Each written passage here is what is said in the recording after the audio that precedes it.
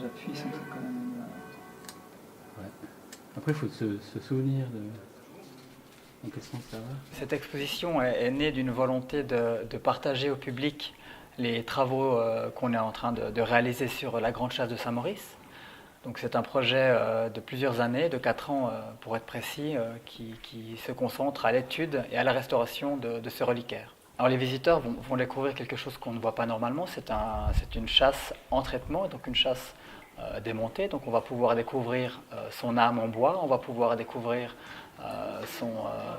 ses ornementations présentées d'une manière originale, puisque certains éléments comme les pierres sont regroupés.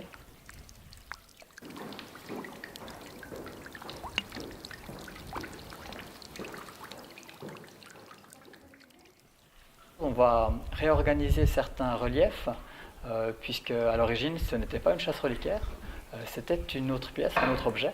Et donc dans la vitrine, on va géographiquement repositionner les différents éléments pour rendre compte de ce que c'était avant d'être une chasse reliquaire. Pourquoi ça passait Ce n'est pas qu'une exposition autour d'un objet, c'est une exposition autour des différentes disciplines qui gravitent lorsqu'on a un projet de cette ampleur d'études et de restauration. Et donc tous les experts vont intervenir à un moment donné durant toute la durée de l'exposition, et donc jusqu'au mois de janvier de l'année prochaine. Ah oui, mais je ne sais pas où elles vont. Ouais.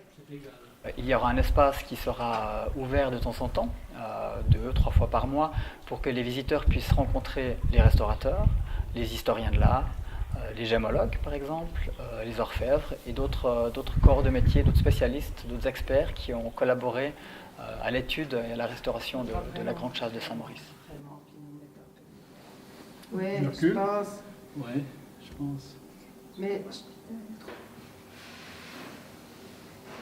tout ce qui était sur la chasse, en fait, ça venait d'un ancien vent d'hôtel. D'accord. Et puis, on essaie... Dans le trésor, une des vitrines va accueillir un outil de restauration qui est un pinceau électrolytique.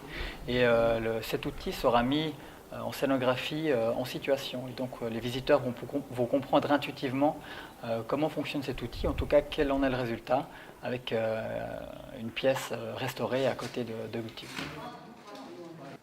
C'est un objet qui est très important pour l'histoire de l'abbaye de Saint-Maurice.